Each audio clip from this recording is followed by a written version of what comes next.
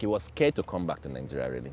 Because he had left in 1990. When he came in 1998, he had a mental breakdown. He had, so he was thinking everybody would remember that. And he was scared. So when I used to say, Majek, I have a show for you. Donald Duke wants to see you. He would say, man, okay, I'm coming. He was scared. He was thinking that he'll be booed or whatever. So I had to tell a friend of mine, Azuka Jebosi, to accompany him. So at the airport, Majek disappeared. Just before they wanted to board the plane, Majek just took off. They didn't see him. They had to look for him again. Found him 24 hours later. For the first, he was scared to come. But when he came and he landed at the airport, from the airport, people were shouting from the Majek, you know, this immigration, everything. So he was like, these people, they still love me. Brother Charles. He used to call me Brother Charles, even though he's older than me. He said, Brother Charles, they still love me. Man. He said, wow. He was excited. Then I said, let me show you something. So I took him to the National Stadium where the billboard was. And he came and he saw him and said, he was quiet for a long time. And he looked at it and said, even in America, they're not putting me for billboard, man. He said, they're not putting me for billboard, man. He stood there. He was so happy. He got himself. So we went to Calabar, performed. And I told him a few times. I said, then he was, there was so maybe I'm going to even write a book on Majek too as well. He had his problem. I saw him as somebody who fell and tried to rise up.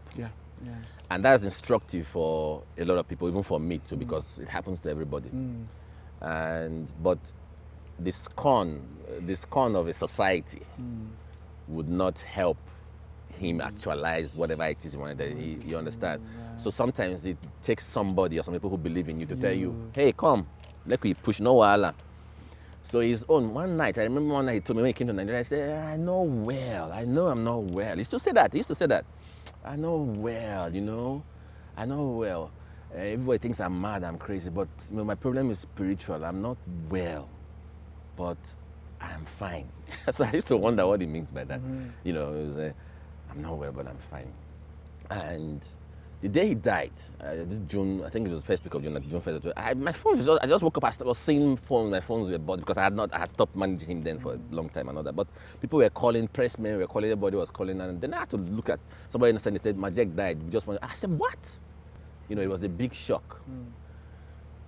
And in a way I felt, I was shocked, it pained me, I actually wept, but I actually now played back a whole lot of 3-4 years I spent with him, and in a way I felt peace that, I did my bit. One thing that he would always say was that, no, my brother Charles, Charles brought me back. He used to say that, he brought me back. And he said something that time he came for the Calabar show. He said, because I said, Majek, I got a doctor report. The doctor from Charlie D'Agostino in America sent me, he said, tell Majek to stop drinking. So I said, Majek, I got a doctor report. The doctor says your liver is going, that you're going to have cancer, you're going to die. And he looked at me and said, no.